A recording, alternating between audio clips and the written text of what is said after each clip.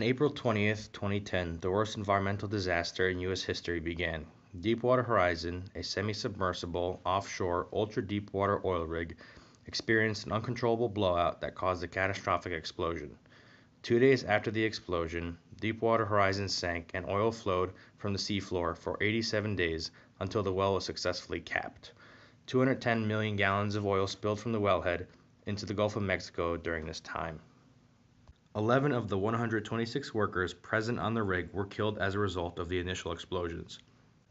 The oil that continuously spilled out drastically affected the animal life on and along the Gulf Coast, especially in Louisiana and Texas. The cleanup of the animals and the beaches was very well publicized and exploited by Dawn. But the larger and longer lasting problem is oxygen depletion of the Gulf waters. The oil spilled in the Gulf of Mexico from the Deepwater Horizon rig is shown in white. The natural oceanic currents spread the oil around the Gulf. In general, the process of oxygen depletion requires bacteria, oxygen, and a food source that the bacteria can eat. Non-pathogenic bacteria that can be found in every ocean break down crude oil and in the process consume the oxygen in the water, creating dead zones.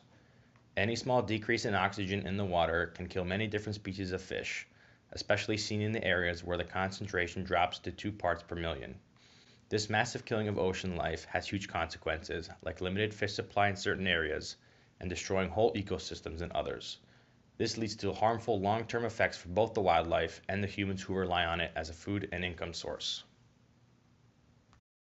Some measures were taken to reduce the oil in the water, like adding detergents, which are surfactants that lower the surface tension in the oil, allowing it to disperse into smaller oil fragments.